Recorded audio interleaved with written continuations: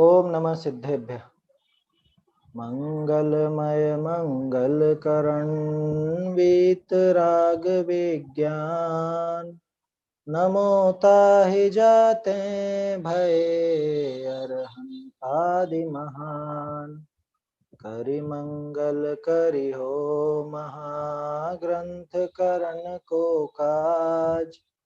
जाते मिले समाज सब पावे निज पद राज।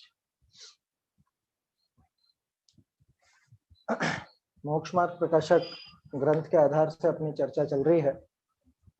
5वें अधिकार के बाद ये छठा अधिकार अपन ने प्रारंभ किया है और इसमें बहुत समझ लीजिए, वैसे तो बहुत बाहरी बातें हैं, है ना। कोई ऐसे भाई के आत्मा का स्वरूप बताया जा रहा हो या बहुत गहरे अध्यात्म की चर्चा हो, ऐसा नहीं है। लेकिन वो चर्चा हमारे हृदय में कब उतरे, उसके लिए भूमिका कैसी चाहिए, दिमाग कितना साफ चाहिए, ये बातें जरूर है। तो छठा अधिकार जो है ये भूमिका बनाने का अधिकार है। भाई एक सीधी सी बात है, अगर हम किसी व्यक्ति को अपने यहाँ पर बुला रहे हैं मेहमान की तरह, तो उसकी अनुकूल वस्तुएं होनी चाहिए। उसके विरोधी को उस समय तो नहीं बुलाया जाएगा। मान लीजिए आप आपके घर में किसी कांग्रेस के नेता को भोजन के लिए बुला रहे हैं, अब वहां पे आपने पहले से ही बीजेपी का नेता बिठाया हुआ है, अथवा बीजेपी के नेता को बुला रहे हैं और पहले से ही बिठाया हुआ है कांग्रेस के नेता को, तो ये एक तरह से वो खुद का अपमान समझेगा। इसमें आएगा क्या, वो मना कर देगा। उसको पता चल जाएगी वहां पे वो व्यक्ति बैठा हुआ, उसको भी बुलाया इन्होंने कि एक काम करो, कुछ बहाना बना दो, मना कर दो कि नहीं आ सकते, ऐसा ऐसा करके वो टाल देगा। यही होता है ना। उसी तरह से जो सम्यक दर्शन का सबसे पहला चरण है, सबसे पहला चरण माने देव शास्त्र गुरु का श्रद्धान, सच्चे देव सच्चे गुरु सच्चे शास्त्र का श्रद्धान। उसके लिए प्राथमिक अवस्था में क्या चाहिए कि आप सच्चे देवशास्त्र गुरु को बुलाना चाहते हो, अपनी मान्यता में, अपने हृदय में उनको बिठाना चाहते हो, तो पहले कम से कम कुदेव कुगुरु कुधर्म को तो निकालो यहां से। वो कहेंगे कि तुम्हारे यहाँ पहले से तो इन्होंने जगह घेर रखी है, हमको बुलाओगे बिठाओगे कहाँ पे, कि तुम्हारे यहाँ सोफा तो एक ही है और उस सोफे पे तो तुमने उनको बिठा रखा है। 3 जनों का सोफा है और वो 3 जने कुदेव कुगुरु कुधर्म अथवा कुशास्त्र वो बैठे हुए हैं, तो सच्चे देव शास्त्र गुरु का श्रद्धान कैसे आएगा, वो सम्यक दर्शन कैसे प्रकट होगा। तो सम्यक दर्शन की भूमिका बनाने के लिए, सम्यक की पूर्व भूमिका के लिए ये छठा अधिकार बहुत जरूरी है। और इस छठे अधिकार में इसीलिए टोडरमल जी ने सबसे पहले उस मान्यता पर चोट की है जो मान्यता हमें सच्ची मान्यता नहीं होने देती, हमारा श्रद्धान सही नहीं होने देती, उस मान्यता पर करारी चोट की टोडरमल जी। स्पष्ट रूप से उन्होंने समझाया कि ये सब व्यर्थ है, ये सारा का सारा, ये मान्यता जो उल्टा मानते हो तुम, ये सब झूठ है। और ऐसे नहीं कि मैं कह रहा हूं इसलिए मत मानो या मैं कह रहा हूं इसलिए झूठ मान लो, उन्होंने तर्क दिए, युक्ति पूर्वक समझाया कि बताओ।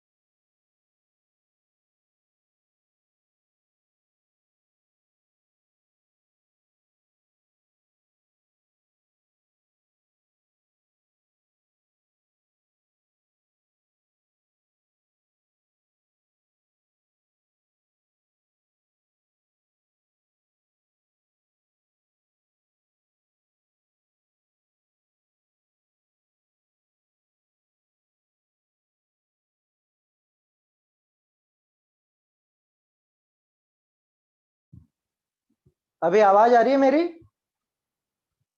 हाँ, ये कुछ शायद कनेक्शन प्रॉब्लम हो गई थी, नेटवर्क आ की। रही है। हाँ, नेटवर्क की समस्या हो गई थी ना। अब देखो इसमें क्या कर सकते हैं, पराश्रित पना तो है ही सही टेक्नोलॉजी का। सामने बैठकर पढ़ने में जो बात है वो इसमें नहीं आ पाती, इसमें उतना खुलासा हो भी नहीं पाता है, क्योंकि यहाँ पे कैसे क्या बोले, हम सामने व्यक्ति बैठे हो तो उसी हिसाब से भावों से भी समझा जाता है, हाव भाव के द्वारा भी समझाया जाता है। खैर देखते हैं अपन, तो क्या बात कर रहे थे अपन कि ये जो कुदेव कुगुरु कुधर्म की मान्यता हमारे दिमाग में बैठी रहती है, अगर ये इसी तरह से चलती रहे तो कभी भी सच्चे देव शास्त्र गुरु का सही सही श्रद्धान नहीं हो सकता, और उनका सही श्रद्धान हुए बिना सम्यक दर्शन तो बहुत दूर की बात है, बहुत दूर रह जाएगा, है ना। हमें सम्यक तो प्राप्त नहीं हो पाएगा, और अगर वो नहीं हुआ तो ये पूरा जीवन व्यर्थ है, पूरा जितना भी ये सब अपन कर रहे हैं ये सब व्यर्थ हो जाएगा। अपनी बात चल रही थी जो व्यंतर आदि हैं उनके संबंध में, क्योंकि बहुत से लोग बेचारे उनके चक्कर में चलते रहते हैं उनके कहे अनुसार चलते हैं और हासिल कुछ होता नहीं है, या किसी को थोड़ा से पुण्य का उदय हो, कुछ उसके बाहरी अनुकूलता आ गई हो, तो वो ये समझने लगता है कि हाँ इनकी वजह से ही हुआ है मेरा तो सब कुछ, ये जो देवों की मेरी मान्यता है इन्हीं की वजह से हुआ है।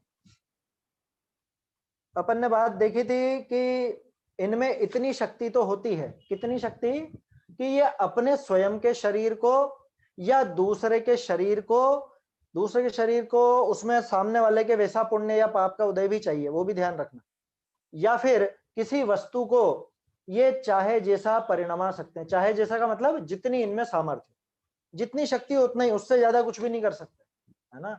मुझ में अगर शक्ति 10 किलो वजन उठाने की है तो मैं 10 किलो से ज्यादा थोड़े ना उठा पाऊंगा, नहीं उठा सकता। ठीक उसी तरह से देवों में भी, व्यंतरों में भी ये शक्ति हुआ करती है, और जो जिसमें जितनी शक्ति हो उस अनुसार परिणमन करा सकता है। अब प्रश्न क्या खड़ा होता है कि साहब इतनी शक्ति तो है ना, इतनी शक्ति तो है ना, तो जिसमें इतनी शक्ति हो उसके मानने पूजने में क्या दिक्कत है। इतनी शक्ति भी अगर है कि मान लो हमारे पाप का उदय, वो तो खैर हम जान रहे हैं कि हमारे पाप का उदय होगा तो ही ऐसा होगा, लेकिन हमारे पाप के उदय में वो है ऐसा हाथ ऐसा मोड़ सकता है अपना, या हमारे पाप के उदय में हमारा टूटा हुआ हाथ हो तो उसको वो जोड़ सकता है ना। तो इतनी शक्ति तो है ना उसमें, तो उसके मानने पूजने में क्या दिक्कत है, ये सामने वाले का प्रश्न है ना। मैं यहां से देखता हूं इसको, एक सेकंड, पेज नंबर आएगा ये,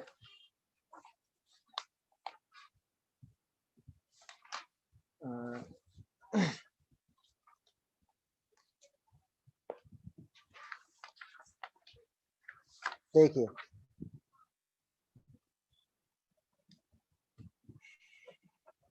हाँ 212, बहुत बढ़िया प्रकरण है असल में ये।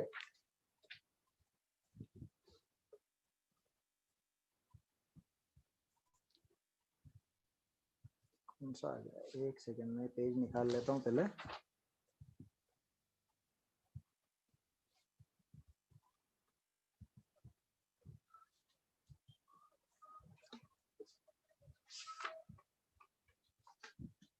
चलिए कोई दिक्कत नहीं, मैं अभी इससे ही पढ़ देता हूँ, मूल में समय ज्यादा लगेगा पढ़ने में, निकालना पड़ेगा। तो इस प्रकार व्यंतर आदिक की शक्ति जानना, 172 पेज पर अपन देख रहे हैं। इस पे ये थोड़ी सी अपन 3-4 लाइनों पर चर्चा करेंगे, इसके बाद आगे की बात करेंगे। यहाँ कोई कहे इतनी शक्ति जिनमें पाई जाए उनके मानने पूजने में क्या दोष, क्या दिक्कत है उनके मानने पूजने में, अगर इतनी शक्ति भी पाई जाती है तो। कि मूल बात तो हमको पता है साहब कि हमारे पुण्य पाप के उदय के अनुसार ही होगा, लेकिन पुण्य पाप के अनुसार भी ये कर लेंगे ना, है? तो देखो एक छोटा सा तर्क तो बिना पढ़े ही अपन सोच सकते हैं कि भाई पुण्य पाप का उदय होना तो अन्य कोई भी जीव कर सकता है। जैसे मेरे पाप का उदय है, मुझे ठोकर लग करके गिरना है, ठीक है। अब ये सामने वाला क्या कह रहा है कि देखो वो तो हम जान गए कि पाप के उदय से ही आप गिरे, लेकिन पाप के उदय में वो व्यंतर में शक्ति थी ना गिराने की। अरे भाई पाप के उदय में तो वो भेड़ बकरी में भी शक्ति है गिराने की, वो भी धक्का देके गिरा देगी। आई बात समझ में। या फिर पुण्य के उदय में वो व्यंतर में शक्ति है ना हाथ जोड़ने की, मतलब अपना जो हाथ टूटा हुआ था उस हाथ को सही कर देवे, जोड़ देवे, ऐसी शक्ति है ना। कह रहे ऐसी शक्ति तो डॉक्टर में भी है, हमारे पुण्य का उदय हो तो क्या उस डॉक्टर को मानने पूजने लग जाएंगे। बच्चों से पूछो, जब उनकी माँ पिटाई करती है कि तुम्हारी माँ में शक्ति है कि नहीं पिटाई करने की, कि हाँ हमारे पाप का उदय हो तो माँ में शक्ति है पिटाई करने की, तो क्या माँ को वैसा मानने लग जाए? बात समझ में आई? तो पुण्य पाप का उदय हो तो सहज रूप से वो तो सामने वैसे निमित्त अपने आप मिल जाते हैं। और अभी आगे बताएंगे टोडरमल जी, जो अपने को खास चर्चा करनी है 175 पेज पर, जो मैंने छोड़ दी थी, आपको ध्यान हो तो पेज 87 पर मैंने बताया था कि 175 से जुड़ा हुआ विषय है ना, वो देखेंगे अपन। वहां पे सारा का सारा विषय खुल जाएगा कि ये पुण्य और पाप के उदय में होता क्या है। वो सामग्री भी मिलती है या कोई अन्य व्यक्ति मिलता है कि वस्तु मिलती है कि क्या चीज होती है उस पुण्य के या पाप के उदय में। पहले तो इसको देखते हैं कि भाई इतनी शक्ति जिनमें पाई जाए उनके मानने पूजने में क्या दोष, क्या दिक्कत है? भाई इतना तो कर ही सकता है वो, है? हमारा कोई काम अटक रहा था और हम इनके मान पूज के और कोई काम हो जाए, होगा तो पुण्य के उदय से, लेकिन ऐसा मान लो ये काम करा देवे तो इनके मानने पूजने में क्या समस्या है, क्या दोष है? कितना बढ़िया उत्तर है कि अपने पाप का उदय होने से सुख नहीं दे सकते, पुण्य का उदय होने से दुख नहीं दे सकते, तथा उनको पूजने से कोई पुण्य बंध नहीं होता। रागादिक की वृद्धि होने से पाप ही होता है ना? ये शायद वृद्धि छपा हुआ है, आप इसको वृद्धि कर लीजिएगा, सामान्य सा सुधार है। रागादिक की वृद्धि होने से पाप ही होता है, इसलिए उनका मानना पूजना कार्यकारी नहीं है, बुरा करने वाला है। बुरा करने वाला, स्पष्ट रूप से बुरा ही करने वाला है। कि भाई क्या दोष है ये बता रहे हैं टोडरमल जी, क्या दिक्कत है इनको मानने पूजने में व्यंतर अधिक को? कि भाई सबसे पहली बात तो ये है कि हमारे पाप का उदय हो तो करोड़ों व्यंतर मिलकर भी आपको सुखी नहीं कर सकते। हमारे पुण्य का उदय हो तो करोड़ों व्यंतर देव आदि मिलकर के भी आपका बुरा नहीं कर सकते, दुखी नहीं कर सकते। एक बात तो ये हो गई, माने इनका कर्तृत्व वास्तव में कुछ भी नहीं, जीरो जीरो जीरो, बिल्कुल जीरो। क्यों नहीं? वो परेशान, तुम्हारे पाप के उदय से परेशान हुए हो, वो नहीं होता कोई और होता। ये सीधा सा नियम आप याद रख लीजिए। क्या? पुण्य का उदय हो तो सामने वाला कोई भी व्यक्ति हो, एक्स वाई जेड, है ना, एक्स वाई जेड नहीं होगा तो एबीसी होगा लेकिन होगा, क्योंकि वो पुण्य का उदय है तो काम तो होगा, पाप का उदय है तो वैसा ही काम भी होगा, ये नहीं होंगे कोई और होगा। इसलिए व्यंतरों का कर्तृत्व कुछ नहीं, कर्तृत्व मानना भी है तो आपके पुण्य और पाप के अनुसार ही मानो, है ना, उन्हीं का मानो। एक बात। दूसरी बात, चलो काम तो कर नहीं सकते इसलिए तो पूजने का कोई कारण नहीं रहा। दूसरा कारण कि पूजने से शायद इनको कुछ पुण्य भी वगैरह बन जाए, विशेष पुण्य बन जाए, कि नहीं, इनको पूजने से तो पुण्य बंध भी नहीं होता, उल्टा पाप बंधता है। क्यों? कि इनको पूजने से तो रागादि की वृद्धि हो रही है। भाई इनको पूज करके आप क्या चाहते हो? लौकिक वस्तुएं तो चाहते हैं, इनको पूजने से मोक्ष तो मिलने वाला नहीं किसी को भी, और कोई भी इनको पूजने वाला मोक्ष नहीं चाहता है? हे देवी माँ मुझे मोक्ष पहुंचा देना, है फला फला बाबा जी मुझको मोक्ष पहुंचा देना, ऐसा कोई भी नहीं। वो तो यही चाहता है कि बाहर की अनुकूलता मिले, बाहर की प्रतिकूलता समाप्त हो, इतना मात्र चाहते हैं। तो बोलो ये क्या है? ये राग और द्वेषी तो है, इच्छाएं ही तो हैं। टोडरमल जी ने जो 4 प्रकार की इच्छाएं बताई थी, विषय इच्छा, कषाय इच्छा, पाप के उदय में होने वाली इच्छा और पुण्य के उदय में होने वाली इच्छा, तो यही तो इच्छाएं, और कौन सी इच्छा है बताओ इनको पूजने के पीछे? ये जो अभिप्राय दे रखा है, ये अभिप्राय में तो वो मान्यता में तो राग द्वेष की वृद्धि है। तो पूजने का कारण क्या था कि या तो वो सामने वाला हमारा कुछ काम कर सकता हो, सो तो बात है ही नहीं। क्यों? क्योंकि वो तो सारा काम पुण्य और पाप के उदय के अनुसार होता है। दूसरी बात, उनके पूजने से हमको कोई विशेष पुण्य बंधता हो, धर्म वृद्धि होती हो, कि नहीं, पुण्य भी नहीं बंधता, धर्म की वृद्धि नहीं होती। राग द्वेष उल्टा वो वृद्धि को प्राप्त हो जाते हैं, वो राग द्वेष वृद्धि को प्राप्त हो जाते हैं, इस वजह से पाप और बंध जाता है। अब बोलो पूजने का कारण क्या रहा? क्यों पूजे हैं? किस लिए माने इनको, किस लिए पूजे, किस वजह से इनको हम नमस्कार करें? कि अच्छा तो आप तो स्वार्थी हो, आपका काम करे तो ही नमस्कार, कि पक्के स्वार्थी हम तो, पक्के 100% स्वार्थी हैं। हम ऐसे मूर्ख नहीं है जो यहाँ से निकलेंगे 100 दुकानें बाजार में है तो हर किसी को हाँ साहब नमस्कार, हाँ साहब जय जिनेंद्र, हाँ साहब नमस्कार, हर एक से करते, क्यों नहीं करते रहते हो आप तो पक्के स्वार्थी हो। हर दुकान पे क्यों नहीं चढ़ते हो आप तो पक्के स्वार्थी हो। आपको जब सामान लेना हो तभी आप दुकान पे चढ़ते हो, कह रहे भैया दुकानों पे क्यों जाया जाता है, हमको कुछ सामान चाहिए तो ही तो जाएंगे, पागल थोड़ी ना जो कि चलो बहुत दिन हो गए उनसे भी नमस्कार कर लें, फिर अगली दुकान वहां पे भी नमस्कार कर लें। वो भी कहते रहते हैं कि बहन जी आप तो आते ही नहीं है, भाई साहब आप तो आते ही नहीं हो, कि साहब आगे आज आपकी दुकान पे, तो आगे ठीक है क्या लेना है, वो तो यही पूछेगा आपसे। दुकानदार क्या पूछेगा, क्या लेना है, क्या दूं, है क्या पेश करूं आपकी खिदमत में, है यही पूछेगा ना। अब इसको कुछ चाहिए ही नहीं और पागल की तरह नमस्कार करता जाए, हर दुकान पर चढ़ता जाए, लोग बाग क्या कहेंगे कि अरे वो देखो वो आ गया, पागल आ गया वापस, यही कहेंगे ना। इसमें कैसा स्वार्थ है, कहाँ स्वार्थ है, स्वार्थ नहीं है, परमार्थ है। और स्वार्थ शब्द का जो अर्थ है, वास्तविक अर्थ, वो तो आजकल पता नहीं उसको बदल ही दिया, वो इंग्लिश ने बहुत खराब कर दिया काम।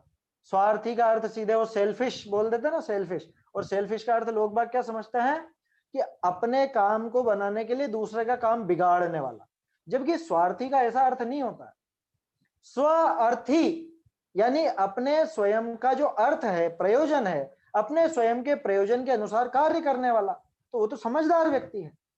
आपने बचपन में लोकोक्तियां पढ़ी होंगी, प्रयोजन अनुद्देश्य मंदोपि न प्रवर्तते, कि बिना प्रयोजन विचारे तो कोई पागल भी प्रवर्तन नहीं करता।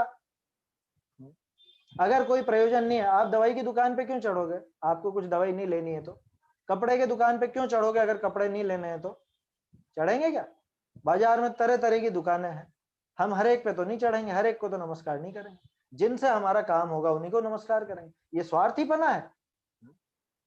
और अगर आप इसको स्वार्थ कहते हो तो स्वार्थ ही अच्छा, कोई दिक्कत नहीं है उसमें। स्वार्थ माने स्वयं का प्रयोजन, स्वयं का प्रयोजन जो पूरा करने की शक्ति रखता हो, स्वयं के प्रयोजन की पूर्ति जहां होती हो वहीं हम जाएंगे। और यही कारण है कि हम जो हमारे देवशास्त्र गुरु उनको इसीलिए पूजते हैं। और क्या है पूज्यत्व का कारण बताओ, कि वो वीतरागता, उनसे उनको देख करके हमको प्रेरणा मिलती है। ये स्वार्थ सिद्ध नहीं होता क्या वहां पे, आया समझ में। ये सब बेकार की बातें हैं, कह रहे आप तो स्वार्थी हो, आप दूसरों को है थोड़ा क्या कहते हैं उसको, कि आप नैरो माइंडेड हो। नैरो माइंडेड माने संकीर्ण मानसिकता वाले हो, आप बस इन्हीं को नमस्कार करते हो, बाकी सबको नहीं करते। कि आप सारी दुकानों पे जाते हो क्या, तो थोड़ा सा विचार करना चाहिए कि भैया हम तो प्रयोजन विचार करके ही नमस्कार करेंगे। हमें अगर हमारा उल्टा नुकसान हो रहा हो तो ऐसी जगह हम क्यों जाएंगे। समझ में आ रही है बात। उनके पूजने से कोई पुण्य बंद नहीं होता, रागादिक की वृद्धि होने से उल्टा पाप ही होता है, पाप ही बंधता है। इसलिए उनका मानना पूजना कार्यकारी नहीं है, बुरा करने वाला ही है। तथा अब देखो एक लाइन और है, या दो तीन लाइन और देख लेते हैं इस पैराग्राफ की, फिर आगे बढ़ेंगे। व्यंतरों की प्रवृत्ति बता रहे हैं, व्यंतर क्या करते हैं। तथा व्यंतराधिक मनवाते हैं, पुजवाते हैं, वह कुतूहल करते हैं। उनको कोई मनवाने पुजवाने से उनका कोई विशेष कुछ सिद्धि नहीं हो जाती उनको, कि देखो देखो मेरे इतने फॉलोअर हैं। ऐसा क्या व्यंतरों में भी आजकल ट्रेंड चलता है क्या इस तरह का, जैसे हम लोगों में चलता है? कि मेरी वीडियो तो इतने जनों ने लाइक की और मेरी वीडियो को इतने जने फॉलो करते हैं, या हमारे तो इतने व्यूअर हैं और तुम्हारे कितने व्यूअर हैं। व्यंतरों में कोई इस तरह का कंपटीशन नहीं चलता, उनको कुतूहल करना है बस। उनको आपको आपसे पूजा करवाने से उनका कोई प्रयोजन हल नहीं होता। कि उनको भूख लग रही हो तो आप भक्ति करते हो तो वो उनकी भूख मिट जाती हो, है अन्य मत में तो चलती है ना, भगवान तो भक्ति के भूखे हैं। ऐसी कोई भूख व्यंतरों को नहीं हुआ करती, वो तो कुतूहल करते हैं। जैसे कोई बड़ा बच्चा हो, वो बड़े बच्चे घेर लेते हैं छोटे बच्चे को, चल हमको सैल्यूट कर, हमको नमस्कार कर, हमें नमस्ते जी बोल, कुछ भी इस तरह से बच्चे को परेशान करते, ऐसे ही व्यंतर करते हैं। अब वो बताओ बड़े बच्चे को, वो छोटे बच्चे से उसका क्या प्रयोजन सिद्ध हो रहा है नमस्कार करवाने से, कुछ भी नहीं, बस कुतूहल है, कुतूहल चढ़ रहा है उसको, और कुछ भी नहीं। ठीक उसी तरह से व्यंतरों को भी कुतूहल करते रहते हैं। जो नहीं मानते पूजते उनसे कुछ नहीं कहते। ये बात पहले भी कर चुके अपन, दो दोस्तों की कहानी बात करी थी ना अपन ने। जो नहीं मानते पूजते उनसे कुछ नहीं कहते, अपन लोगों से कुछ भी नहीं कहते। कहा क्या, अभी 2-4 दिन से अपन चर्चा कर रहे हैं, आप लोगों में से आएगा कोई किसी के सपने में ही आ गया हो। हम तो सोचते दिखे तो थोड़ी बहुत बातचीत करें टोडरमल जी के अनुसार, उनसे कुछ बात करें कि भैया तुम्हारी दुनिया में क्या होता है वो बताओ, टोडरमल जी ने इतना वर्णन किया है, हैं? आते ही नहीं है कोई। यदि उनका प्रयोजन ही हो, देखो काम की बात, इसमें तर्क देखो टोडरमल जी का, साइकोलॉजी देखो, उनको प्रयोजन ही हो तो ना मानने पूजने वालों को बहुत दुखी करें। मान लो व्यूअर की संख्या बढ़ाने से वो व्यंतरों को कुछ ऐसा लाभ होता हो, तो फिर वो चलो मुझको मानो, मुझे मेरी पूजा करो। जो नहीं मान रहे पूज रहे उनको परेशान करना चाहिए ना, जो मान रहे हैं जो उनको पूज रहे हैं उनको क्यों परेशान करते हैं।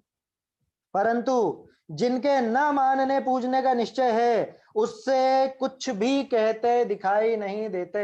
मैंने उदाहरण दिया था आपको, है ना, कोटा की वो जो महिला है ना, हम तो दीदी बोलते हैं उनको, तो दृढ़ता रखते हैं उनसे वो कुछ भी नहीं कहते। और जो ढीला बोला हो उसी से कहते हैं, उसी को परेशान करते हैं। ठीक है, प्रयोजन तो क्षुधाधिक की पीड़ा हो तब हो, परंतु वो तो उनके व्यक्त होते ही नहीं है। भूख प्यास वगैरह का प्रयोजन उनके कोई अपने से हल होता नहीं है ना। देवों की स्वयं व्यवस्था है वो कंठ से अमृत झरने की, वो सभी देवों के लिए है। कोई भी देव भोजन नहीं करता, ये लिख रहा है टोडरमल जी स्वयं ने, टोडरमल जी ने लिखा है यहाँ पे कि भाई अगर अपने भोजन कराने से या कुछ ऐसे पूजा करने से उनका ये भूख प्यास आदि का प्रयोजन हल होता हो तो फिर वो खा क्यों नहीं लेते, उनको चढ़ाते हैं जो। वर्षों पहले का किस्सा आपको याद हो तो देश भर में एक खबर चली थी, वो मूर्ति दूध पी रही है?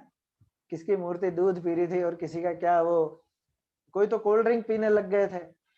ये सब चोचले हैं भक्तों के बनाए हुए बहुत से, और व्यंतरों के भी हो सकते हैं, कोई बड़ी बात नहीं, ये सारी चर्चा अपन कर चुके हैं।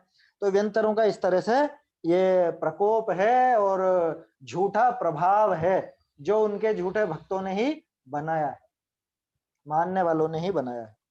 चलिए आगे बढ़ते हैं अपन। 173 पेज पे बढ़िया प्रकरण है, थोड़ा सा ज्वलंत प्रकरण भी है ना। अभी भी वो सामने वाला ठंडा नहीं पड़ा, उसने कहा ठीक है साहब, हम दूसरे देवी देवता तो नहीं पूजेंगे, दूसरे तो नहीं पूजेंगे, लेकिन जो जैन धर्म के उनको तो पूजेंगे।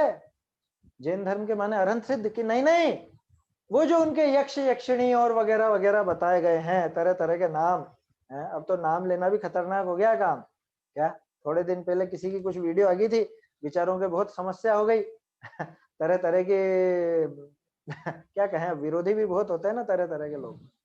तो किसी ने नाम लेकर के कह दिया, वो नाम लेने में तो कोई दिक्कत नहीं थी, लेकिन कुछ भला बुरा कहें तो समस्या खड़ी होती है। अपन भले बुरे की तो बात कर ही नहीं रहे, अपन तो सीधी सीधी बात कर रहे हैं कि भाई इनमें सच्चा क्या है और झूठा क्या है और कितनी बनाई हुई बातें हैं। थोड़ा सा ठंडे दिमाग से विचार करो, भले बुरे कहने की तो कोई आवश्यकता है नहीं। यहाँ अपन देखते हैं, ये हेडिंग है क्षेत्रपाल पद्मावती आदि पूजने का निषेध, है ना। हेडिंग ही ऐसी दृढ़ है कि लोग बाग इसको पढ़ना ही नहीं चाहते। तो मोक्ष प्रकाशक बहुत बढ़िया, टोडरमल जी बहुत बढ़िया, बस पांचवा छठा अधिकार मत पढ़ो। है क्यों? अगर मैं आपको छठा अधिकार सुनाऊंगा, आप अगर क्षेत्रपाल पद्मावती के पूजने वाले हो तो आप मेरी सुनना बंद कर दोगे, है ना। तो इस वजह से मैं छठा अधिकार छोड़ दूंगा या ये प्रकरण छोड़ दूंगा। अरे हमें क्या करना है ये बताओ, है? हमें क्या खुद के फॉलोअरों की संख्या बढ़ानी है कि जो सच्ची बात है वो सामने लाना है? ये थोड़ा सा अपने को विचार करना चाहिए और स्थिर चित्त होकर के। टोडरमल जी का बहुत बड़ा योगदान है। मैं थोड़े दिन पहले विचार कर रहा था, टोडरमल जी में वो सारे गुण मिलते हैं जो कुंद कुंदाचार्य में। अरे ऐसे कैसे तुलना कर दिया आपने?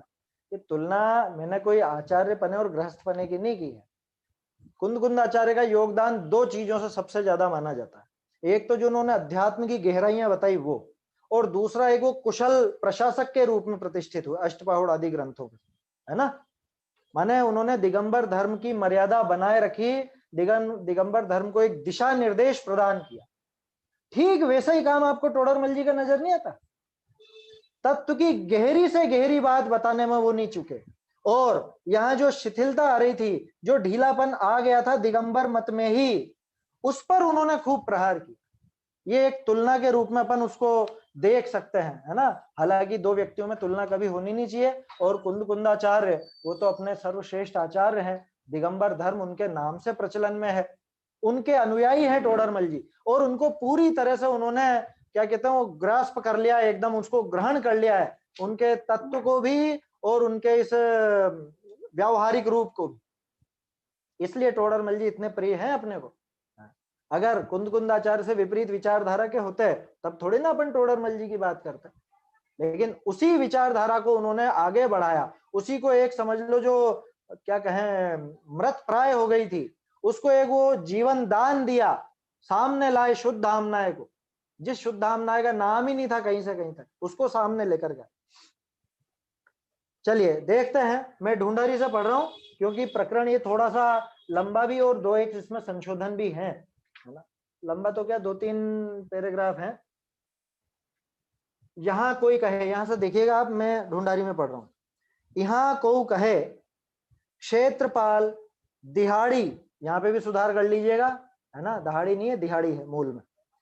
यहां को कहे क्षेत्रपाल दिहाड़ी पद्मावती आदि देवी यक्ष यक्षिणी आदि जे जिन मत को अनुसरे है, तिनको पूजनादि करने में तो दोष नहीं। अब ये सामने वाला देखो कैसे साइकोलॉजिकल ढंग से टोडरमल जी ने लिखा। पहले वो अकड़ के बोलता था सामने वाला, अब प्रश्न पूछ रहा है कि इनके पूजने में तो दिक्कत नहीं है साहब। पहले तो खुल के कहता था इनके पूजने में क्या दोष है, अब जब दोष गिना है तो फिर अब थोड़ा ठंडा पड़ा हो कि तो इनको तो पूज लें, इनमें तो दोष नहीं है। बता रहे हैं टोडरमल जी क्या क्या नाम आए, क्षेत्रपाल दिहाड़ी पद्मावती आदि देवी यक्ष यक्षिणी जे जिन मत को अनुसरे है। यहां तर्क क्या दिया है सामने वाले ने कि जो जिन मत के अनुसरण वो करने वाले देवी देवता हैं उनको पूजने में क्या समस्या है, उनको तो पूज ले, में उनसे क्या झगड़ा, वो तो अपने जैनी है, साधर्मी भाई हैं, हमारे तीर्थंकर को बचाने वाले हैं। क्या इसी बात करते हैं बहुत से लोग कि तीर्थंकर की रक्षा करी उन्होंने। अरे भले आदमी थोड़ा विचार तो कर, क्या क्या बात करता है? तीन लोग के नाथ, तीन लोग के नाथ क्यों कहते हैं पता है आपको? तीन लोग को पलटने की शक्ति है उनमें, इसलिए तीन लोग का नाथ कहते हैं। मैं तो ऐसे ही कहता हूँ, तीन लोग को पलटने की सामर्थ्य है ना, यूं डमरू की तरह बीच में से पकड़ के तीन लोग को पलटा देना, इतनी सामर्थ्य होती है। सामर्थ्य की तुलना करिए हो तो असल में ऐसा होता कुछ नहीं है, ना तो उनको ऐसा भाव होता है, न कभी वो तीन लोग को पलट भी सकते हैं। क्यों? क्योंकि वो भी अनादि निधन है, उसको पलटना संभव नहीं है। लेकिन उपमा दी है तो जिसमें इतनी सामर्थ्य हो उसको ये देव, कौन से देव? स्वर्ग वाले विमानवासी नहीं, वो सर्वशक्तिशाली होते हैं, ये भवनवासी आदि, ये आकर के उनकी रक्षा कर लेंगे, ये बचा लेंगे। कह रहे तुम हमारी माता के बारे में कुछ भी मत बोलना, क्या? अरे भैया हम कुछ नहीं बोल रहे, हम तो ये कह रहे हैं थोड़ा सा स्वरूप समझ लो, वहां देख लो क्या है ग्रंथों में, शास्त्रों में इनके नाम भी मिलते हैं क्या? मेरा तो सीधा सा निवेदन है। आपको पता हमारे घर में है ना टीवी नहीं है, अब जब मतलब पहले थी, तो जब हमने टीवी हटाई तो सबसे पहले हमने एक काम किया कि रात के समय हम पद्म पुराण, हरिवंश पुराण, आदि पुराण, ये जितने भी पुराण ग्रंथ थे ये पढ़ने लगे। बहुत मजा आता था उनमें, हम सब परिवार के 5 जने हम बैठ करके और खूब पढ़ते थे। तो मूल ग्रंथ की बात कर रहा हूँ, बाद के अनुवाद वगैरह नहीं, मूल ग्रंथ। क्योंकि अब थोड़ा सा संस्कृत का भी अभ्यास है तो कहीं पे कुछ शंका होती तो संस्कृत से हाथों हाथ मिलान कर लेते थे।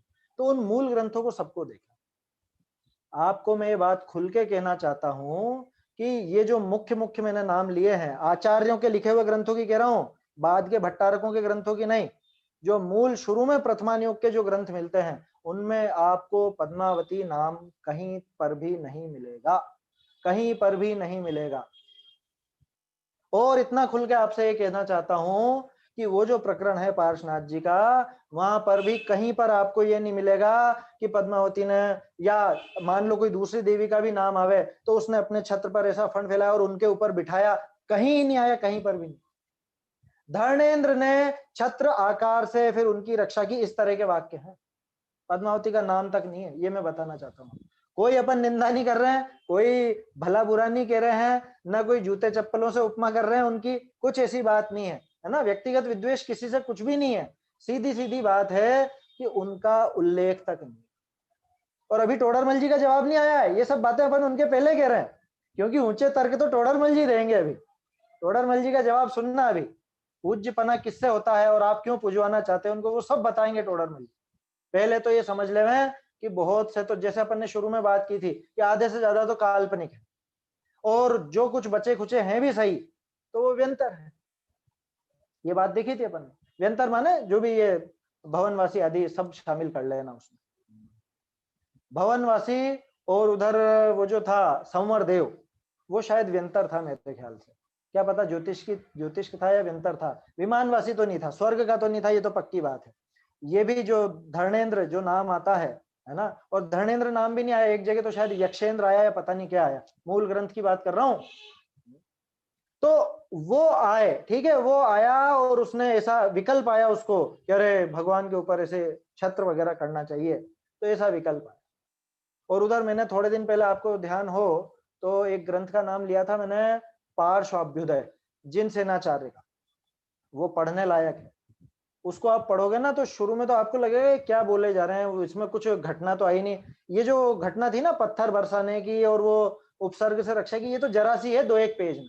बाकी पूरा जो इतना मोटा ग्रंथ है उसमें वो तरह तरह से मानसिक रूप से उकसा रहा था, मानसिक उपसर्ग कर रहा था वो, क्योंकि वो जानता था, वो बहुत बारीकी है उस बात में, जानता था कि 3 लोग के ये तीर्थंकर का जीव है और ये क्या कहें वज्र वृषभ नाराज सहनन वाला है। देव था तो इतना पता नहीं होगा अवधि ज्ञानी को, ये पता था कि मैं पत्थर वत्थर बरसा लूं इससे तो बाल भी बांका नहीं होने वाला है। तो एक काम करें अपन, इनको डिगावें, है ना, डिगावें, कुछ ऐसा करें। तो डिगाने के लिए मानसिक मानसिक ऐसी ऐसी कुछ बातें बना करके, अरे तू भूल गया कि पिछले भव में मैंने तेरी पत्नी का हरण किया था, है उसका शील हरण किया था, वो मैं मुझे बहुत पसंद है, वो मेरी प्रिय है, चल मैं तुझे छोड़ देता हूँ, एक काम करना वहां जाना और उसको मेरा संदेश देना, और फला फला बहुत तरह की बातें। मेघदूत जैसा वर्णन उसमें भी, कालिदास का एक ग्रंथ है मेघदूत, उसी तरह का कुछ वर्णन इसमें भी है कि जा तू मेरी तरफ से ऐसा दूत बन के जा और उसको बताना ऐसा ऐसा। वो संवरदेव पार्श्वनाथ जी को उकसाना चाहता था। ये सारा वर्णन उस ग्रंथ में पूरा। शुरू में तो हम सोच रहे क्या बातें आ रही है, आखिर में वो चीज समझ में आई कि असल में वो इस तरह से उपसर्ग कर रहा था। वो पत्थर बरसाने का उपसर्ग लोगों को नजर आता है, वो असली उपसर्ग नजर नहीं आता है। वो तरह तरह से उपसर्ग कर रहा था, मानसिक रूप से उनको विचलित करना चाहता था ताकि उनका ध्यान भंग हो और समाप्त हो। आगे की घटना भी बता देता हूं, अभी आधी बात करिए तो अपन। आगे क्या हुआ, आगे पार्श्वनाथ स्वामी को तो केवल ज्ञान हो गया, ठीक है। अब जैसे ही केवल ज्ञान हुआ और समोसरण की रचना और देवी देव आ गए, सब पूरी फौज आ गई है। अब वो घबराया संवर देव, वो भागने लगा। संवर देव माने वो कमट का जीव, लोग बाग कमट से ज्यादा जानते हैं उसको। वो भागने लगा डर के मारे कि अरे अब तो अपनी पिटाई होगी, है ना, आगे देव पकड़ के मारेंगे, क्योंकि विमानवासी देवों में ताकत ज्यादा होती है। तो एक ने उसको रोका, शायद इंद्र ने या पता नहीं किसने रोका, अरे कहाँ जाता है, ठहर ठहर, घबरा मत, आओ बैठो। वो बैठा समवसरण में और उसने सम्यक दर्शन प्राप्त किया। ये पता है आपको, ये लिखा है, पढ़िए आप, महापुराण पढ़िए, जिन सेनाचार्य का ये आदि पुराण, उत्तर पुराण पढ़िए, है, अथवा हरिवंश पुराण आदि जिनमें कथाएं हैं पूरी, वो पढ़िए आप, उसके अंदर साफ लिखा है कि वो संवर ने फिर सम्यक दर्शन प्राप्त किया। आज वो सम्यक दृष्टि। इनके बारे में कुछ भी नहीं लिखा। किनके बारे में, जिनको आप पूजते हो, पूजना जो जो कुछ लोग पूजते हैं, इनके बारे में कुछ भी नहीं लिखा कि इन्होंने सम्यक दर्शन प्राप्त किया था या नहीं किया था। समझ में आई बात, इनका उल्लेख तक नहीं है। रोल उतना सा कि थोड़ा सा विकल्प आया, वो छत्र वगैरह ताना छुट्टी, है ना, केवल ज्ञान हुआ, उसके बाद उनका क्या हुआ कोई कहानी नहीं। लेकिन वो संवर देव की तो है। और हम कैसे लोग हैं, हम तो गाते हैं क्या, गयो कमट छठ मुख करी श्याम। ये बताओ वो काला मुंह करके गया कि अपना उजला मुंह करके गया, उसने तो सम्यक दर्शन प्राप्त कर लिया था। कि अच्छा तो आप यूं कहना चाह रहे हो कि उसकी पूजा करो, हैं? अरे भैया, ना उसकी पूजा होगी, ना जिन्होंने प्राप्त किया या नहीं किया अपने को पता नहीं, उनकी पूजा होगी। दोनों ही पूज्य नहीं है। क्यों पूज्य नहीं है, अब आते हैं अपन टोडरमल जी के जवाब पे। प्रश्न क्या था ये को कहे क्षेत्रपाल दिहाड़ी पद्मावती आदि देवी यक्ष यक्षिणी, है ना, आदि जे जैन मत को अनुसरे है, तिनके पूजन आदि करने में तो दोष नहीं। ये तो और है, ये छपा हुआ नहीं है, प्रकाशित प्रति में छपने से रह गया, है ना। इनके पूजने में तो दोष नहीं है, तो में थोड़ा जोर आ जाता है क्या, इनमें तो नहीं है ना दिक्कत, बाकी में होगी। इनको तो पूज ले, में क्या चाहते हो आप। ये हमने मानभद्र बिठा रखे हैं, या धर्मेंद्र बिठा रखे हैं, पद्मावती बिठा रखी है, और पता नहीं कौन कौन सी बिठा रखी है। शायद मैंने पहले भी जिक्र किया था, एक वो कोई कुल देवी करके हमारे पास फोन आया था कि कौन सी है अपनी कुल देवी, वो बताओ। तो हम लोगों ने तो सीधा जवाब दिया था कि भैया जो भी चक्कर में आए खत्म हो गए पूरी तरह से, इसलिए भ्रम में मत रहो। तो कहने का अर्थ यह है कि ये जो अपने जैन हैं, जिनका जैन शास्त्रों में नाम आता है, जिनका उल्लेख आता है, इनके मानने पूजने में तो दोष नहीं है। ता का उत्तर देखो कितना बढ़िया दे रहे हैं जवाब। जिन मत विषय संयम धारे पूज्य पनो हो है, देवनी के संयम होता ही नहीं। एक लाइन में जवाब आ गया, बाकी तो उसी की डिटेल है ना, क्योंकि अभी उसके तर्क आएंगे तरह तरह के। उन्हीं तर्कों के प्रति समझ लीजिए वो वापस से वितर्क किया टोडरमल जी ने उसको समझाने के लिए। जवाब तो इतना सही है कि जैन मत में तो पूज्यपना किसकी वजह से, कि जैन मत में पूज्यपना मात्र और मात्र संयम के कारण। संयमी हो तो ही पूज्य है, अगर संयमी नहीं है तो पूज्य नहीं। आपको पता है जो सोधर्म इंद्र होता है ना, या जितने भी सम्यक दृष्टि देव होते होंगे, सोधर्म इंद्र का तो पक्का पता है, वो द्वादशांग का पाठी होता है। सोधर्म इंद्र तो द्वादशांग का पाठी होता है। और अन्य देवों में भी कोई समस्या नहीं, क्योंकि अवधि ज्ञानी तो है ही सही और सम्यक दृष्टि है, तो द्वादशांग का पाठी होने में कोई समस्या नजर आती नहीं। बाकी सोधर्म इंद्र का तो उल्लेख है, ये तो पक्की बात है। और अपने जो श्रुत केवली होते हैं वो भी द्वादशांग के पाठी। अब बोलो, और सम्यक दृष्टि दोनों ही सम्यक दृष्टि हैं, दोनों द्वादशांग के पाठी हैं, लेकिन पूज्य कौन है? पूज्य तो जो अपने श्रुत केवली मुनिराज होते हैं वही पूज्य हैं। क्यों? क्योंकि जिनमत में संयम से ही पूज्यपना होता है। आपको कितना ज्ञान है, आप में कितनी विद्याएं हैं, आप क्या क्या कर सकते हो, क्या हरकत कर सकते हो, इससे कोई पूज्यपने का लेना देना नहीं है, बिल्कुल भी लेना देना नहीं। जैन मत में तो संयम से ही पूज्यपना होता है, और देवों के तो क्या लिखा, सो देवनी के संयम होता ही नहीं। देवों के तो संयम होता ही हो सकता है क्या? कोई लोग सोचते होंगे वो जो होते हैं ना ब्रह्मचारी देव भी तो होते हैं, ब्रह्मचारी देव। ये भी एक भ्रम चल चुका है लोगों में, ब्रह्मचारी देव। कोई देव कभी ब्रह्मचारी हो ही नहीं सकता, चाह के भी नहीं हो सकता। आया समझ में? कि फिर ब्रह्मचारी क्यों कहते हैं? अरे सीधा सा लॉजिक है, वो जो लोकांतिक देव हैं कहाँ रहते हैं पता है आपको? पांचवें स्वर्ग का नाम क्या है? पांचवा स्वर्ग है ब्रह्म स्वर्ग। और ब्रह्म स्वर्ग की सीध में तीन लोक की रचना मालूम है आप लोगों को? तीन लोक की रचना में वो जो पांचवा स्वर्ग है ना, वो ऐसा बना हुआ है जो वो किनोर निकली हुई है एक तरह से बाहर की तरफ, वो पांचवें स्वर्ग की सीध में। और वो जो पांचवें स्वर्ग की सीध में देवों के विशेष अलग से विमान निकले हुए हैं, वो लोकांतिक देवों का वास वहां होता है, इसलिए उनको ब्रह्मचारी कहा जाता है। कोई वो ब्रह्मचर्य व्रत ले रखा है ऐसा कुछ भी नहीं है। हाँ ये जरूर है कि वो सारे के सारे सम्यक दृष्टि होते हैं और थोड़े से मंद कषाई होते हैं, विरक्त चित्त वाले होते हैं, और भगवान के मतलब तीर्थंकरों के तप कल्याणक के समय ही आते हैं, बाकी समय में नहीं आते, ऐसा वर्णन उनका आता है। तो अब बोलो ब्रह्मचारी कौन सा देव होगा? आप ब्रह्मचारी उनको कहना चाह रहे हो? आपको पता है देवियों की सत्ता कहां तक पाई जाती है?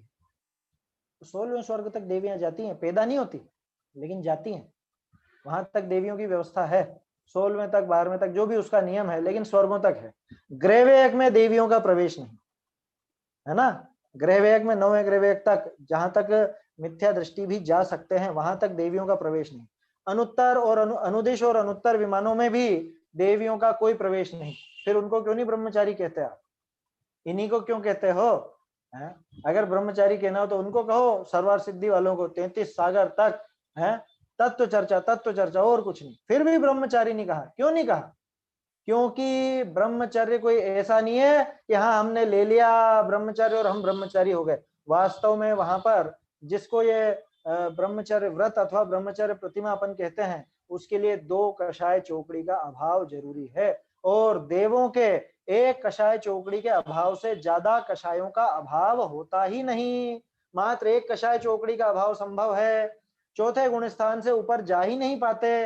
पांचवा गुण स्थान ही नहीं हो सकता, तो पूज्यपना कहां से आएगा? संयम नहीं है, संयम नहीं है तो पूज्यपना भी नहीं आ सकता। संयम नहीं है तो क्या व्यभिचारी है क्या वो? कह रहे भैया बात व्यभिचार और बिना व्यभिचार की नहीं चल रही है, बात ये चल रही है कि अंतरंग में उतनी शुद्धि उतनी विशुद्धि होनी चाहिए और वो उनके नहीं होती। इसका अर्थ है कि संयम नहीं है, इसका अर्थ है कि वो दो कषाय चौकड़ी का अभाव नहीं हो पाता, मात्र एक कषाय चौकड़ी का अभाव रहता। इसका अर्थ है कि पांचवा गुण स्थान नहीं होता। आया समझ में? और अपने यहाँ पे तो पांचवें गुण स्थान पे भी पूज्यपना नहीं कहा, अपने यहाँ तो सीधे क्या कहा है? मुनिराज का वेश हो, है ना, तभी जाकर के पूज्यपना कहा है। अष्टद्रव्य से पूज्यपने की बात कर रहा हूं, बाकी नहीं। बाकी तो सामान्य अभिवादन उसको भी पूज्यपना कहते हैं, है ना, माता पिता को भी पूज्य कह देते हैं, तो उसमें कोई समस्या नहीं है। लेकिन अर्थ समझ लेना, जब अपन पूज्यपने की बात करें धर्म के हिसाब से तो वो अष्टद्रव्य से पूज्यपने की बात होती है, और उसमें मात्र देव शास्त्र और गुरु ये ही शामिल है, इनके अलावा अन्य कोई शामिल नहीं। तो पहली लाइन में जवाब आ गया क्या कि जैन मत विषय संयम धारे पूज्यपनो हो है, सो देवनी के संयम होता ही नहीं। बहुरी, अब सामने वाले का तर्क मान लो ये आवे क्या, कह रहे सम्यक दृष्टि, बहुरी इनको सम्यक्ति मानी पूजिए है, सो भवन त्रिक में सम्यक्त की भी मुख्यता नहीं। अगर आप सम्यक दर्शन को पूज्य पने का कारण कहना चाहते भी हो तब तो ये सम्यक दृष्टि भी नहीं। क्यों कि सम्यक दृष्टि होते तो भवन त्रिक में तो पैदा ही नहीं होते, है ना। पढ़ा ना अपन ने, प्रथम नरक बिन षट भू ज्योतिष वान भुवन षंड नारी, ये सारा है तो सही, कहां कहां पैदा नहीं होता सारा वर्णन है। तो भवन त्रिक में पैदा होता है क्या सम्यक दृष्टि, कि वहां पैदा भी नहीं होते और वहां मुख्यता भी नहीं है, प्राप्ति भी किसी किसी को ही होती है, उनसे ज्यादा तो वो नरक में प्राप्त कर लेता है सम्यक दर्शन। जो सम्यक तो करी ही पूजिए, तो सर्वार सिद्धि के देव लोकांतिक देव तिनको ही क्यों ना पूजिए। अगर आप सम्यक दर्शन की वजह से भी पूजना चाहते हो तब तो फिर जो वास्तव में सम्यक दृष्टि होते हैं नियम से, और एक भवावतारी होते हैं, है ना, लोकांतिक देव भी एक भवावतारी हैं और सर्वार सिद्धि के देव भी एक भवावतारी हैं, और जितने भी इंद्र हैं सौधर्म आदि विमानवासी इंद्रों की बात कर रहा हूं वो भी एक भवावतारी है। कितने इंद्र होते हैं? इंद्र कितने होते हैं स्वर्ग के? पंच कल्याणक में तो 16 दिखाई देता है। होते तो 12 है, 4 ऐसे ही बना दिए जाते हैं। अब क्या करो, है ना, ज्यादा उस विषय में कहना नहीं चाहता, समझ लीजिए भाई, विचार कर लेना कभी ऐसा मौका बने तो कहीं हम नकली वाले तो नहीं बन गए हैं। क्योंकि वहां क्या है, 4 इंद्र और आएंगे तो 4 के पैसे और आएंगे, आयोजकों का काम उस तरह से बनता है, तो थोड़ा सा विचार करना चाहिए अपने को। इंद्र 12 ही कहे हैं, 12 प्रतीन्द्र है ना, कप्पा मर 24 गाथा पढ़ी होगी आप लोगों ने। तो कल्पवासी देवों के 24 माने 12 इंद्र और 12 प्रतीन्द्र, 16 है तो 12 कैसे बैठते हैं कि शुरू के 4 स्वर्गों के 4 इंद्र, ठीक है, आखिर के 4 स्वर्गों के 4 इंद्र, और बीच के जो 8 स्वर्ग हैं, ब्रह्म ब्रह्मोत्तर लांतव कापिष्ठ, है ना, और क्या है, शुक्र महाशुक्र सतार सहस्रार, इन 8 में 4 इंद्र हैं और 4 पृथ्वी। ऐसी है व्यवस्था, माने शुरू के 4 में 4 इंद्र, आखिर के 4 में 4 इंद्र और बीच के 8 में 4 इंद्र, ऐसे 12 इंद्र होते हैं। थोड़ा विचार करना पंच कल्याणकों में भी। मैं तो कई बार ऐसा प्रश्न उठाता हूँ कि भाई 12 की जगह 16 कैसे, या जो नकली मतलब नकली का मतलब वास्तव में ब्रह्मोत्तर इंद्र है नहीं, अब ब्रह्मोत्तर नाम से भी इंद्र वहां पे दिखा दिया जाता है, तो वो गलत है। थोड़ा सा उस पर भी विचार होना चाहिए और सतर्क रहें, सावधान रहें आगे के लिए, कि आपको कहीं ऐसा कहें कि भाई आप ब्रह्म इंद्र, आप ब्रह्मोत्तर बन जाओ, कि ब्रह्मोत्तर तो इंद्र होता ही नहीं भैया, मैं बन के करूंगा क्या। खैर वो अलग बात है। अपनी तो बात ये चल रही है कि जितने भी इंद्र हैं, जितने लोकांतिक देव हैं और जितने सर्वार सिद्धि आदि के देव हैं, इनमें सम्यक दर्शन की भी मुख्यता है और ये एक भवावतारी भी हैं। अगर हमको देव गति के देवों को ही पूजना हो तो ये भवनत्रिक के देवों को क्यों पूजे, हम इनको क्यों नहीं पूजे जिनके सम्यक दर्शन की भी मुख्यता है, जो पैदाइशी सम्यक दृष्टि है, इनको पूजे ना, पिछले भाव से ही सम्यक दर्शन लेकर के आए हैं और अगले भाव में मोक्ष जाने वाले हैं, इनको पूजे हम, हमको पूजना है। तो तो बहुरी इनको सम्यक्ति मानी पूजिए है, सो भवनत्रिक में सम्यक्त की भी मुख्यता नहीं। जो सम्यक्त करी ही पूजिए, तो सर्वार्थ सिद्धि के देव, लोकांतिक देव, तिन्ही को क्यों ना पूजिए। बहुरी कहोगे, अब दूसरी बात, अगला तर्क, सामने वाला क्या कह रहा है कि अरे अकेले सम्यक्त होने से कुछ नहीं होता, इनके भक्ति विशेष। बहुरी कहोगे, इनके जिन भक्ति विशेष है, किनके, ये बचाने आए थे ना, है सोधर्म इंद्र थोड़ी ना आया था बचाने, इनके भक्ति विशेष है। तो भक्ति की विशेषता भी सोधर्म इंद्र के है। यहाँ एक संशोधन है, थोड़ा सा सुधार कर ले मैं, वाक्य जो बना हुआ है ना, वाक्य में क्या लिखा है, सो भक्ति की विशेषता सोधर्म इंद्र के भी है, नहीं, भक्ति की विशेषता भी सोधर्म इंद्र के है, इनके नहीं है, ऐसा अर्थ निकाल। टोडरमल जी ने सोधर्म इंद्र के भी है भक्ति, ऐसा नहीं दिखा रहे हैं, हल्का नहीं कर रहे हैं वाक्य को। भक्ति की विशेषता भी सोधर्म इंद्र के है, इनके मुकाबले वो ज्यादा विशेष भक्त है।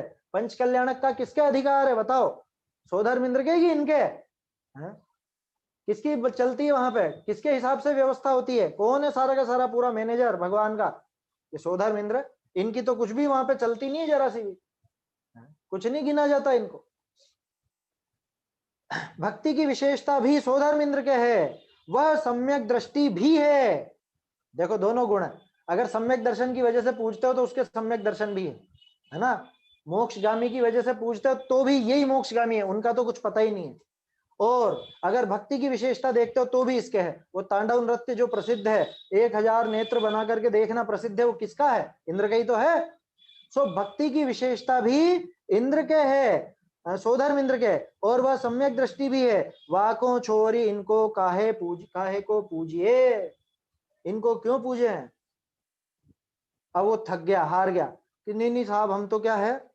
बहुरी जो कहोगे, जैसे राजा के प्रतिहाराधिक हैं, तैसे ये तीर्थंकर के हैं, तीर्थंकर के क्षेत्रपालाधिक हैं, कि वो जैसे बाहर के होते हैं ना दरबान वगैरह, वैसे हम इनको मानते हैं, तो वो हमको राजा से मिला देता है, इसलिए उसको नमस्कार करते हैं कि नहीं। बाहर खड़ा चौकीदार हो तो उसको भी तो नमस्कार करना पड़ता है, क्योंकि वो अंदर ही नहीं लेके जाए तो राजा का दर्शन कैसे करें अपन। तो जैसे राजा के प्रतिहार अधिक होते हैं, वैसे ये है कि सो समोसरण आदि विषय इनका अधिकार नहीं, वहां ये रोकने वाले कोई नहीं होते। समोसरण में किसी व्यवस्था, क्या कह रहे हैं, बहुरी जैसे प्रतिहाराधिक का मिलाया राजा से मिलिए, तैसे ए तीर्थंकर को मिलावे नहीं। समोसरण विषय इनका अधिकार नहीं, ये झूठी मानी है, एक लाइन छूट गई थी छोटी सी, यह झूठी मानी है, मानी है मतलब मान्यता है, झूठी मान्यता है कि ये राजा के प्रतिहार आदि की तरह तीर्थंकर के यक्ष आदि। बिल्कुल गलत है बात। क्यों गलत है, क्योंकि वो प्रतिहार तो फिर भी राजा से मिलाता है, लेकिन ये कोई आपको तीर्थंकर से मिलाने वाले नहीं। क्यों, क्योंकि समोसरण ऐसी सभा है जिसमें जो चाहे प्रवेश कर सकता है, तिर्यंच भी प्रवेश करते हैं, आया समझ में, मछलियां तक प्रवेश करती हैं, है ना व्यवस्था पूरी। समोसरण की रचना आप पढ़ें तो मालूम पड़ेगा, वहां तो कोई रोकने वाला ही नहीं है। जीव अगर रुकता है तो खुद अपने आप से रुकता है, वो नाट्यशाला वगैरह में, उद्यान वगैरह में वो रुक जाता है तो रुक जाता है, खुद रुकेगा तो अपने आप से, नहीं रुकता वो तो सीधे 20,000 सीढ़ियां एक झटके में चढ़ जाता है ना, वो भी ऑटोमेटिक व्यवस्था है।